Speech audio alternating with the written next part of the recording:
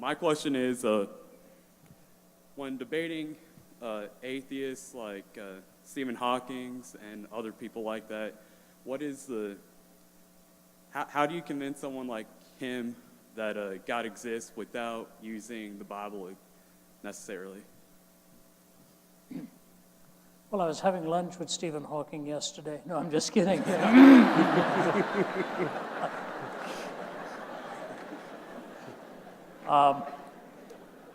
I'm sure your question is not specific, but we get the idea. I spent 6 months at Ridley Hall in Cambridge and actually heard 1 or 2 lectures from him, one a very famous lecture from him at Lady Mitchell Hall in 1990. And he was addressing the issue of are we determined or are we free? And of course, Hawking is considered if not the brightest, one of the brightest minds in the world of science today. Which is very amazing to me. Of course, he can't speak because of Lou Gehrig's disease. He has this computer designed by a Caltech scientist, and either by the cutting into the infrared ray with his eyelid or with a movement of finger, he's able to select letters, texts, and so on. And it's amazing that so it takes him very long to even answer a question. That's why you can ask very difficult questions and it'll take him about 2 or 3 minutes to compute his answer, and his answer always is very brief. But you know, the interesting thing is, if naturalism was the only worldview reigning, I wonder if Stephen Hawking would have made it this far. A scientist gave him the equipment by which he could communicate, but it was love, compassion, altruism, and generosity that cared for him and brought him through all of those years. So there were philosophical ideas behind it that protected his life. In his brief history of time, the last page, he makes something like this. He said, "Now I have told you what. If I could tell you why, we would have the mind of God." Very interesting that he gave that little caveat, and at that time he was attending 1 or 2 churches in the area on the weekend, and somebody told me who knew him that he was on his own spiritual search. But of course, in his later book, The Grand Design, he talked about the fact that gravity explains everything, and he made the very irrational and unfortunate statement that philosophy is dead. So much so theologians did not respond to him. The chairman of the philosophy department at Cambridge responded by saying, maybe it's about time the oracular Professor Hawking recognized that he's not kept up with our discipline as much as we have with his, and this kind of hostility developed. But as I told you, down the road was John Polkinghorne, the quantum physicist, who of course knows Stephen Hawking. I don't know what the answer is, how one leads him, but the answer to your specific question, how do you do it without invoking the Bible, is really not that difficult. Because his explanation that gravity is really at the heart of it and explains everything is like me explaining a dictionary because of the alphabet.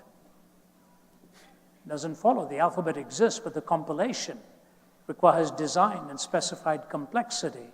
It is a rather simplistic explanation to say gravity explains it all. And our colleague from Oxford, John Lennox, responded to Stephen Hawking in one of his books, and I think he called it Stephen Hawking's God or something to that nature. John Lennox, who has a triple doctorate and was professor of mathematics at Green College, Cambridge, Green College, Oxford, and is one of our colleagues on our team. So they've responded. David Berlinski also, even though he's a skeptic, has responded. I would basically say 3 very simple things. Number 1, however you section physical concrete reality, you always end up with a state of affairs that concrete reality doesn't explain its own existence. That physical concrete reality doesn't explain its own existence. Number 2, wherever you see specified complexity and design, you assume a designer. Number 3, looking at the history of culture, humanity, and history, you see the very person of Jesus Christ coming with the prophetic scheme and the specifics of it and all the promises contained there and his transformation in the human heart. So whether you take those 3 stages, however you cut down physical concrete reality, you end up with a state of affairs that it doesn't explain its own existence. Whenever you see specified complexity or design, you assume a designer. And in the human events and course of history and culture and the human search, you see, especially in the person of Jesus Christ, the evidence of God's existence. But if you take just the first two and leave the third out, it ought to lead you to wherever the evidence actually directs you. And once you accept the existence of something non-physical that is eternal and a designer, you can go into history and the human experience and see how it is that Jesus Christ indeed has changed lives, changed history, changed hearts. And in that three stages, I think you can demonstrate the reality of a personal, moral first cause who also offers to transform the human heart. That would be my basic response, but people like John Polkinghorne and all in his book, One World, have done a marvelous job of explaining it. Do you have anything to add to that, Abdu? Just something short. It would be this. The next step, though, is not just to speak to the language that someone else speaks. And if it's science, then we can talk about science. And science points to things. Now, science is a measure of the physical world. But it also leads to implications about what the world is actually like in a non-physical realm, in terms of the moralities that are around us, in terms of the meaning and the purpose for which we were created. In fact, when you look at someone like Francis Collins, who is himself a Christian, a quite devoted Christian, who is a scientist, in fact, the leader of the Human Genome Project, and now I think the director of the National Institutes of Health, he will tell you that when you look at DNA, for example, you have the universe itself, then you have the specific design of DNA itself. 3.1 billion bits of information, specifically ordered. And we're finding more and more of the information that's actually coding for, or actually has function, the more and more we look at it. You're seeing something. You're not seeing a specific statement that says this is God created, but it is an implication that that which is ordered specifically has an informer. The information has an informer. There's an implication being made there, a leap. Not too far of a leap. In fact, when you look at Stephen Hawking's own words about the way in which the universe itself seems to be designed, that there are certain properties that if they were even infinitesimally off by a hair's breadth, you'd have no life possible in the universe in any way. And to quote, I think it was Frederick Hoyle who said, Edwin Hubble, I can't remember which one of the H's, who said that it looks like somebody's been monkeying with the physics. Interesting statement. But there's another aspect to this. Once we speak about these things, then we can start talking about what the Bible actually has to say about these things, because if the Bible is true, this might get you to theism, but how does it get you to understand if Christian theism actually holds water? Because if the Bible comports with what we find in the natural realm, if the Bible comports with what we find in the moral realm, then you see a correspondence between the two. And I'll tell you this, as someone who was not friendly in any way, shape, or form to the validity of the Bible, I remember specifically grabbing a little green Bible from a Gideon. I still have that little green Bible, going back to my apartment so I could find a contradiction in it that would finally sort of, these two guys who were coming to my door, they were trying to convert me to Christianity. I was going to knock them down finally with an objection, a contradiction they couldn't explain. And in that little green Bible, specific words, I won't go into the detail because time doesn't permit, but specific words from Luke chapter 3, verse 7, suddenly got me thinking about objective truth and whether or not I was being fair with the data. Here's the point. The Bible itself spoke to a skeptic of it. So be careful about our desire to speak with lofty arguments and closed Bibles. We can actually have that Bible. It's not going to be the primary source always, but it can be a source where we can look at it and say, now does what we've explored comport with what this Bible teaches? And if it does, now it's worthy of our belief. Great question. Thank you. Thank you. Yeah. We have, we're going to take, this is going to be about a 30-minute time. We appreciate the time here, but we want to tackle as many questions as we can. Again, we're going to do some more afterwards. Dr. Zacharias and Mr. Murray will be down front, but a few more questions here, please. Go ahead. I just wanted to know why did God put the tree in the garden to begin with? He ultimately knew what decision Adam and Eve would make. So why even put the tree there to begin with? Because it makes it just seem like we're just a big social experiment. Let me give a shot at it first. Great question. If you understand, if you look at what the nature of God first, that's what I go to, the nature of God first. And from a Christian perspective, God is a community. There is one God who is one being, but three in his personhoods, Father, Son, Holy Spirit, eternally distinct personhoods who share one nature. Is that easy to grasp? No. Is it comprehensible by finite human beings? No, but it doesn't go against our logic. So God exists in the Christian mindset as a community. He defines what love and relationship is. He eternally exists in a state of relationship. So you as an effect, he's the cause, but you as an effect actually crave, desire, want, covet, and mourn the loss of relationship. It's one of the key things about human existence. And you're the effect. Shouldn't the cause reflect something about that? And in this case, in the Christian worldview, the cause, who is a triune being who exists in relationship, actually explains why you, the effect, want it so badly. Now, how does that relate to your question on the Garden of Eden? God himself is a relational being. And in order to have true relationship, instead of a wind-you-up automaton like the monkeys who clasp like this and the eyes bug out and all these things, where we just wind up and see where we go, he creates the ability for us to have a choice, an actual freedom to choose relationship. Because relationship not chosen is not really relationship at all. But relationship chosen is real. Love actually has an existence then in a real sense because love itself is vulnerable. So he creates this scenario where people can actually choose. The choice is freely given.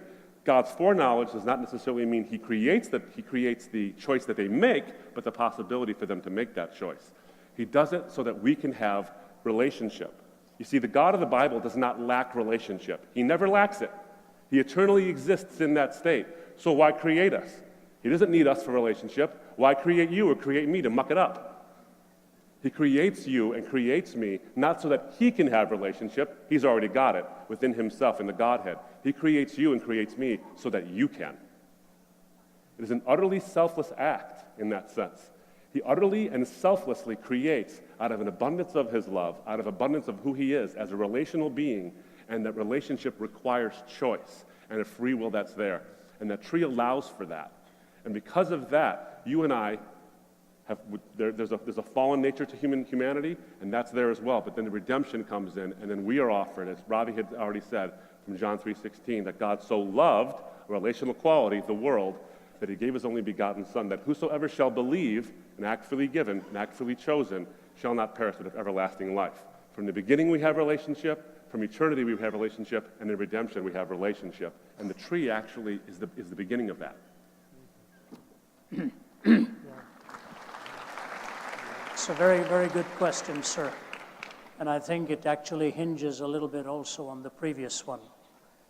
You know, the thing about skeptics sometimes when they ask us these questions, and I'm not saying it's you because I don't know the background from which you're coming, is oftentimes I wonder whether they realize we ask these same questions. You know, we struggle with these issues. It's not like we think these are invalid questions. They are very valid questions. But what does the question assume? The question assumes something very critical, that the answer should be coherent, because a coherent worldview is what you're really looking for. You cannot be comfortable with incoherence. And the question that was asked earlier, the whole issue of how does one talk to a Stephen Hawking? The fascinating thing about the talk that Stephen Hawking gave in 1990 at the Lady Mitchell Auditorium, which was packed, on the question of is man determined or is he free? He went through about 25 minutes of all kinds of scientific arguments and so on, and his culminating statement got an audible response of, oh my, is this the best answer we can get? And what he said at the end is, yes, we are determined. He was under the stranglehold of determinism right from the beginning in a naturalistic framework. He said, yes, we are determined, but since we do not know what is determined, we may as well not be. That was his concluding statement. Yes, we are determined, but since we don't know what is determined, we may as well not be. What he's really saying is, since we don't know the answer to the explanation for my conclusion, let us live as if it is not a legitimate conclusion. That's really what he was saying. So I say when you're looking for a coherent worldview, look at it this way. What options would there have been for the great creator in the beginning of this? No world at all versus this world. Okay. Number two, creating a world where there would be no such thing as good or evil, an amoral world. Number 3, choosing a world where we would only choose good, where we'd be predetermined to choose good. There would be the total constraint. So we've got 3 options. Nothing versus what we now have, no such thing as good or evil, or creating a constraint where we would only choose good and we would never make the evil choice. Or number 4, creating this kind of world where there would be the possibility of good and evil, and we are given the option of the privilege of freedom and making the choice. Out of these 4 options, this option is the only universe and the only world in which love is possible. In the previous 3, love is not possible at all. Love would not have been possible between the divine and human interaction. So I say this, sometimes these are mega questions and macro questions, and other times they are filtered down into micro questions in the fine-tuning of an individual life. I found the answer to this, first of all, from the negative. You take a naturalistic framework, you live with an incoherent world. I couldn't live with that. So how do I find coherence? In putting together the diversity in my own heart, which was put together by God. And that knowledge of a personal relationship with God would change not only what I did, but what I wanted to do in my personal life, gave me hope, meaning, and a relationship. Let me give you just 2 quick illustrations because I think this is critical. I've had the opportunity of speaking at one of the most famous prisons in the world, Angola prison in Louisiana. Abdu was with me, some of my colleagues were with me. 6,000 plus prisoners there, 85% of whom are in life without parole. It was the bloodiest prison in America. Blood on the ceilings, blood on the carpets, blood on the walls. When a prisoner was checked in there, he was given a dagger or a knife with which to protect himself. And this warden comes in, this director comes in and says, I'm going to change this place. You allow me to do it my way. He put a Bible in every cell. He had chapel every day. He has a seminary that he's built in there. Within a matter of a year or 2, it became the safest prison in America. Today, instead of a gang of thugs, they've got gangs of pastors going through that prison out there, and they're the prisoners themselves. We had lunch with them, and I said to the guy sitting opposite us, why don't you and get yours? He said, hey man, I'm going nowhere. You may as well go and get yours, and then I'll join you. The guy who led in worship, a young man, I said to him, can I ask you a question? Because he led worship so beautifully. I said, can I ask you a question? Are you here for a life without parole? He said, yes, sir. I said, how do you feel? He said, Mr. Zacharias, if you'd known why I am here, you would never ask me that question. He said, but let me tell you something. Out there, I thought I was free, and the horrific things that I did destroyed people's lives and destroyed my own. Now, inside prison bars, having found Christ, I have never been freer in my life. This is the most free I have ever been. Pray for my family. They're outside and think they are free when they are really not. And he put his arm around me and prayed for me, and there were tears running down my face. We had lunch made by the prisoners. The warden sits there, eats the lunch that the prisoners have made. Boy, you call that faith? You better believe it. And he does it. Why? They have found meaning by an individual life being conquered. When you know Christ, when you have that relationship and your will is transformed to his will, you find out why you were made in the first place. And the crowd is just multiplied opportunity for individual conquest that God desires in every life out here tonight. I'll leave that with you.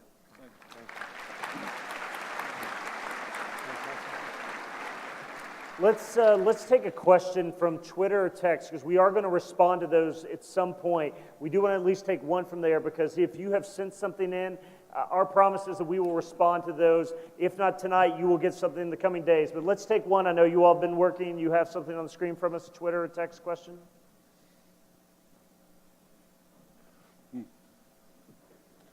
For those of us who can't read, Yeah. Go ahead. am I a bad person for doubting or questioning my faith? I think, it's interesting. Boy, it's a good question. Doubt, it'll become a dirty word. If We say, you have to believe 100%, and if you have any questions or any doubts, then you're not really a true Christian, or whatever these things might be. This is interesting because let me just answer this as shortly as I possibly can, but it's terribly, terribly important because I think people often fall into despair, and their doubt creates further doubt. There's a difference between two things. There's a person who's a skeptic, and there's a person who's a cynic. A skeptic is somebody who doesn't believe something until there's enough evidence. A cynic is somebody who won't believe it even when there is. Two different things. Now, if you're a skeptic, I'm skeptical about a lot of things. But if you're a skeptic and you come to wrestle with these issues, doubt can often drive us to a knowledge of the truth because it drives us to find out, is this really real or am I believing in a fantasy? And doubt can help us get there. John the Baptist, the story of John the Baptist, of course, who Jesus said there was no man greater and born among women than John the Baptist, comes when he's in prison and bad things had happened to him, and he comes and brings his people to Jesus and says, are you the one who's to come, or should we look for another? This is the same one who baptized Jesus and saw the dove and all these things, yet he has his doubts. And Jesus rewards his doubts, not with saying, go away, be gone, you're a doubter, get out of here. He says, go tell John the evidence. His doubt, his sincere doubt, was rewarded with evidence. So doubt can be something that leads us to faith, a stronger faith. But if it becomes cynicism, that becomes a problem. Good. Excellent. Next question, please. Hi there. I was raised by a mother who was a feminist and is a questioning Christian at the moment. And she finds that there's some contradictions somewhere in the Bible that states that male have to be dominant over women, and women have to be submissive. So, just from a Christian perspective, does God favor a gender specifically? And you know why? What I think, your mother has a fair question there. I don't think it's just in a vacuum or in any sense of just trying to be cavalier about it. Not just that. You think of the very nation that he chose through whom to reveal himself. He could have chosen Rome. He could have chosen Greece. He could have chosen Babylon. In fact, William T. Ears, talking about it in a piece of poetry, said, how odd of God to choose the Jews. But then he went on to say, how odder still are those who reject whom God chose. God, I think, oftentimes in life, for the human life, chooses the weakest through whom to make his strength manifest. If you were to ask me what really makes this world, let me dispel one idea here. You often hear a statement, men are more cerebral, women are more emotional. Nothing is farther from the truth. But I'll tell you what I have found. Both are equal cerebrally, but women are more consistent in willing to let the thought be connected to the emotion. Men like to hide from the emotional ramifications of the thought. So if I talked to my mother, she'd immediately connect the emotion with what she was thinking. With my father, you could draw circles around it because he'd run from the feeling. I've talked to husband and wife. We were on a vacation once, and they had both lost a son. And the woman was talking to my wife and said, it has put such a strain on our marriage because my husband doesn't even want to talk about it while I'm breaking up on the inside.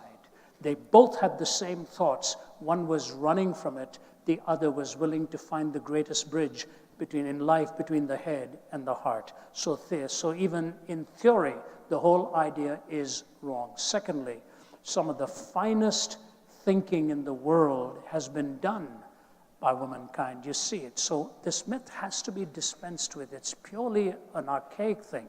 But to your question, is the Bible dishonorable like this in gender? We've just had Joe Vitale, who is on our team from Oxford. She has just defended her doctoral dissertation at Oxford on this very issue and this very subject, demonstrating how strongly the Bible speaks of the equality of the genders and what it is God has in mind in the complementariness of the two. So here's my question to you. If God were a discriminator against gender, the greatest truth on which the gospel hangs is the resurrection. If Christ be not raised from the dead, our faith is in vain. Why in heaven's name did he reveal himself to the women to go and tell the message?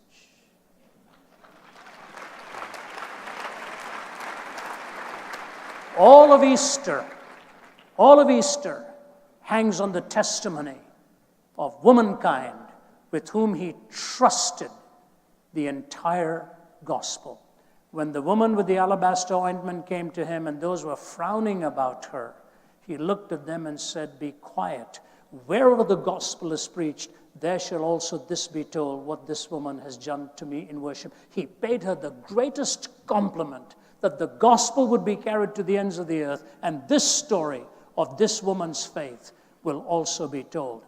He goes to Samaria, and he sees a woman at the well with 5 broken, shattered marriages. She was ethnically barred from the society, as it were, maritally broken and shattered 5 times. He made her the first evangelist to the Samaritan world. Imagine what an incredibly gracious God to remind us that none of us is superior to the other. We only have the same privilege of taking our distinctives and complementary strengths and carrying the message to the world. I can tell you this, I would never be here today if it weren't for the strength of my mother. And when my younger brother was 6 or 7 years old, he was dying with double pneumonia and typhoid. My dad had given up. Our family had given up. We were living in Delhi. And the doctor came and told us, my younger brother Ramesh, who's today the chairman of the Department of Pain Management at McMaster University in Canada. He was 6 or 7, dying. I remember seeing him as a bag of bones for the last time. I'm 6 years older than him. And I walked away from there bidding him goodbye. He was unconscious. My mother refused to leave. She refused to leave. She sat by his bedside, and we were all worn to the bone, including my dad. And so 4 of us kids packed up, taken back home, and all of us lying in bed saying, "We've just lost our youngest." My mother sat by his bedside. Whatever she was doing, I don't know, and in sheer exhaustion, for days she hadn't slept, and just by his bedside crying out to God to rescue her son. Somewhere in the early hours of the morning, he began to move and he was very much alive, but just quite worn out and broken. And that need of life was coming back to him. And the next day, when we all were told to come back to the hospital, his eyes were open and his whole life given fresh strength. There was only 1 out of the 6 of us there who had the strength to sit by that bedside and watch what loomed as a tragedy and watch the triumph to turn into victory. Anybody who thinks that's weak and lesser doesn't understand reality. God is the God of humankind. And the last thing Jesus said on the cross for the redemption of mankind was look at a young man and tell him not to forget his mother, to make sure she was also taken care of because a sword was piercing through her heart. That is our Lord, who treats all of us with intrinsic worth and reflective splendor. And I thank God for the beauty he has created in this complementariness. Thank you.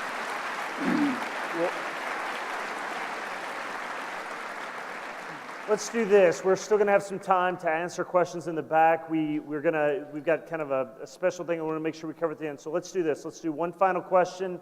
Dr. Zacharias, I believe, wants to have some final words here, and then let's take a final question on this. Hi. I was wondering, I've grown up steeped in church traditions. I went to a religious school. I still go to a religious school.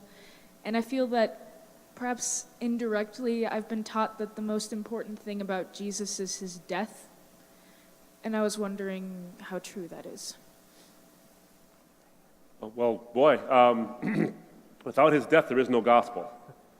Without his resurrection, the death doesn't mean anything. I once gave a talk, great question, by the way. I once gave a talk at a business. I sort of was talking about Easter at Diversity Day. It because they'd never had a thing about Easter done at this particular business. And I made this statement, and I think it's true, that Christmas without Easter is meaningless. Easter without Christmas is not possible. So you see the birth and the death and the resurrection all wrapped up into the same real, the story. The story is a beginning, middle, and end. But when Jesus was asked, why have you come? He says, for this reason I have come. He's come to give his life as a ransom for many. That's the reason. Now that ransom is his death as a payment for sin, because what the gospel tells you and tells me is this. And by the way, if I can just have a short aside here, I love Jesus for a lot of reasons. One of those reasons is he's not a salesperson who tells you what you want to hear. He tells you what you need to hear. It's a very terrible sales pitch to say, you're evil, come follow me. What kind of a poster is that? But people do it anyway. He tells you what you need to hear, not what you want to hear, in distinction to every other worldview, by the way, which tells you that you can do it yourself. You're the one who can make it on your own, and I think if the 24-hour news is one of the worst inventions of the past 20, 30 years. I got a clap over here on that one. But one thing it does provide us, though, is ample evidence that man is in need of a Savior who's not himself. We need someone who's not us to save us from ourselves because of our innate evil and our sin. Jesus told us that 2,000 years ago. So we need someone who can redeem us, who can pay the penalty that we deserve. Jesus says, I'm that guy. Now, what's interesting is, if he died and stayed dead, then how would you know he's right? He could be dead and, well, maybe he was right, maybe he was wrong, who knows? He's like everybody else, so maybe he was wrong. But he didn't stay dead. His death is the payment. When he says on that cross, tetelestai, when he says that in the Greek, it actually means it is finished, it is accomplished. It's a financial term, paid in full. It's like a stamp on a document. The debt is paid. That is done for us. But you can know that he was right, that he took away the sins of the world through that death because of his resurrection. If he died and stayed dead, no way to know. But he didn't die and stay dead. He showed his conquering over that death, his conquering over the last enemy through the physical and, I believe, truly historical resurrection from the dead. So the death without the resurrection doesn't really show you anything, but the resurrection shows that the death meant something. In fact, let me just put it this way plainly, it meant everything. Thank you. Some years ago, I had the privilege of speaking at the United Nations, and they had asked me to speak on a search for absolutes in a relativistic world. It's a tough subject, especially in the early hours of the morning, and you're given about 18 minutes. And what I did in my talk is talked about 4 absolutes that we really look for: evil, justice, love, and forgiveness. I said we all have the desire to call some nation an evil nation. You brand some nations evil nations. But you all also talk about justice. You want just societies. You all love your families and you miss your families. And then some of you are going to blow it ethically, and you need to be forgiven. Evil, justice, love, and forgiveness. So I said to them, where in the world did all of these converge at one point in history? There was pin drop silence. I said they converged on a hill called Calvary. And as that meeting was over and I presented to them the message of Calvary, they were lined up, the ambassadors. And one of them came to me, shook my hand, and he said, Dr. Zacharias, he said, I come from an atheistic nation, and I don't want to be here. My president asked me to come here. I hate being here. I miss being here. But I want to say to you, today I have found out why I came here. I came here to find God. I came here to find God. Recently, I was in a Middle Eastern nation where the Minister of Finance came and asked if he could talk to me personally. Some of my colleagues know which one I'm talking about. He doesn't want to be there. So much violence. He sent his family out. And he said, I'm only here because of my faith and the sacrifice that Christ made for me, that I want to do my part in life. To take one aspect of the gospel and make it the most important aspect is actually that which God had joined together. Let no one put asunder. It is the birth, life, death, and resurrection. They are all put together. His death was spoken of, prophesied, and so was his resurrection. Even Paul struggled with that I may know him, the power of his resurrection, and the fellowship of his suffering, being made conformable unto his death. One thing the death of Christ does is answer for me the question of evil and pain and suffering. that no other worldview offers. My colleague Vince Vitale and I wrote the book, Why Suffering? And in that I made the comment that God does not conquer in spite of the dark mystery of evil. He conquers through it. He conquers through it. So the cross is central, but it is not in isolation, because you and I do not need a guru. We need a savior to offer and heal that which is central to your life and mine. And the Cross of Christ by John Stott is one of the most powerful books I have ever read. If you haven't read that book by John R.W. Stott, it's an all-time classic. Please take it and read it. But it fits into the grand design of God's total plan. Thank you for asking that. And now I come to this closing. Many times, as the years have gone by, and I've been in this now for 4 decades, I ask myself the question, why am I doing this? What's in it for me? Your organizers will tell you, money is not even mentioned in this when we come. I frankly don't know who's paying for what in this. We just show up. We're here. And we cover 15 to 20 countries a year. Deep in my heart, I am persuaded that outside of Jesus Christ, there is no other answer to the haunting questions of your life and mine. I say that truthfully. As book after book has been written, I have no other answers. If there were, I would give them to you.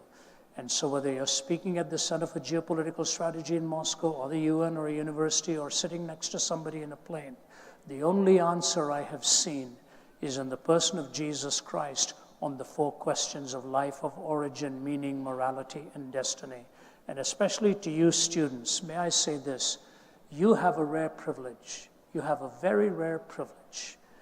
I didn't have the mind that you all do, frankly, and I'm not putting this up, but I would never have made it into a university like this. I lived for cricket. I wanted to play cricket. I was a sports person. I wanted to play cricket for India. That was my goal. I neglected my studies, never worked hard, ended up with shame on a bed of suicide. In about 2 weeks from now, I'm speaking at St. Stephen's College at the University of Delhi, probably the premier institution in the whole country of that specific nature. Anybody here from India will tell you St. Stephen's College, Delhi, most of India's students would never even get in. And yet the principal has asked me if I would come there and present a defense of the Christian faith. God has a sense of humor. I would never have made it as a student. And now they're asking me to come and speak to them. This is how God does it, because the coherence of the Judeo-Christian worldview deals with where you are. And you have 2 options to go with. And I'll close with this and give you what I think would be a marvelous response on your part. Your tensions are great. Your allurements are great. Your physicality is a strength, but also makes you vulnerable.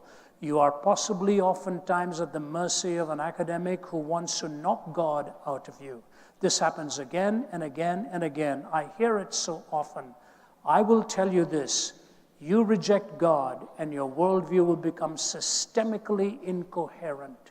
You follow the truth where it leads, and in the person of Christ you will find personal meaning and the meaning that God can help you carry it to the rest of the world. Konrad Adenauer, after the Second World War, was alone with Billy Graham. Billy Graham is not very formally educated, and he will tell you that. With a minimal education, God's anointed him. Konrad Adenauer looked at Billy Graham. Billy Graham told this to us around a gathering of lunch. And he looked at me and he said, Mr. Graham, do you believe Jesus Christ really rose from the dead? And Graham said, Mr. Adenauer, if I didn't believe that, I would have no message left to preach to the world. He said, Konrad Adenauer walked out towards the window, looked out of that window and turned around. He said, looking at the ruins of his city, he said, Mr. Graham, outside of the resurrection of Jesus Christ, I know of no other hope for mankind. Outside of the resurrection of Jesus Christ, I know of no other hope for mankind. Several years ago, when I was a young man just starting my ministry living in Toronto, I was driving on the 401. It was a cold night, snowy night. I was driving in my little Volkswagen Red Bug, and I saw a guy on the side of the road thumbing for a ride on a highway. I said, somebody's going to run over him. I pulled up on the side quite late at night, about 10:30. I opened the door. I said, are you okay? He said, can you take me home, sir? I said, where do you live? And he told me it was not near my home, but I was fearful for him. And fearful for myself, he's a total stranger. I said, come on in. So before he even said anything, I said, please give me your name. He said, my name is Lorne Lusthouse. I said, as we are driving, talk to me about who you are, and then I will tell you what I do. And as we were driving, he said to me, tonight's been another night. Same thing, liquor, fun, everything. He said, Ravi, I'm a messed up young guy. I'm totally messed up. He was stopping, pausing, thinking, collecting his thoughts. When I dropped him off at his home, I took his hand. I said, Lorne, I'm leaving out of town early tomorrow morning. Will you please see me when I come back next week? Here is my phone number and my address. I want to see you. I want to meet with you. He said, okay, and he took my phone number and address. When I came back, there was a letter waiting for me from Lorne Lusthouse. But when I contacted, I found out that week he had burned himself to death as well. And in my letter was this poem. I want you to think about it. Lost in a world of darkness, without a guiding light, seeking a friend to help, my struggling, failing plight. So all of you good people just go on passing by, leaving me with nothing but this lonely will to die. For somewhere in this lonely world of sorrow and of woe, there's a place for me to hide, but where, I do not know. For no matter where I go, I never will escape the devil's reaching, clutching hand or the drink of fermented grape. So out of my grief and anguish, perhaps some wandering boy will see and build his own life in this world, strong and good and free. But he was gone. What a genius to be able to put those thoughts together.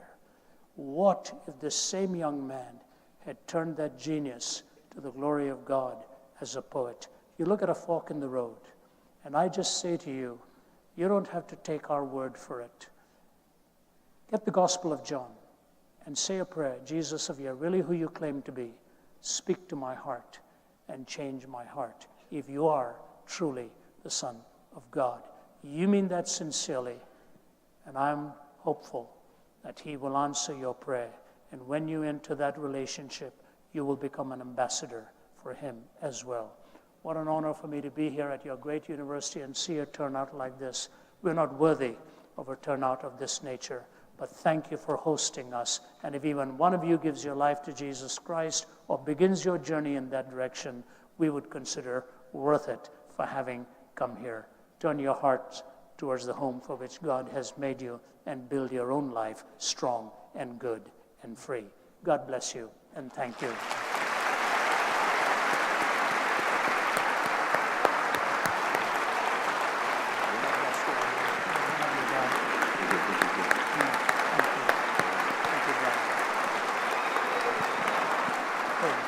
Thanks, Brian. God bless you, friend. Bless you, Robbie. Thank you, brother. Thank you.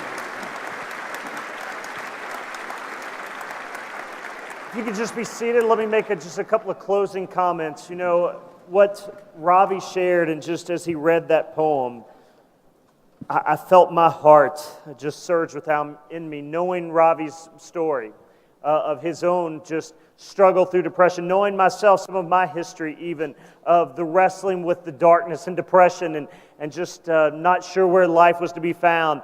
And so tonight you have cards with you, and if you're a student here, again, I just want to encourage you, or even if you're not a student here, to fill out that card, leave a question to say, here's what I'm wrestling with. There's a spot on there to say, hey, I want to grab coffee with someone from CSF, or there's a spot if you want to grab with some of the other great ministries there. Fill out, some of them will contact you. We would love to follow up with you. If you're a community person here, thank you for coming.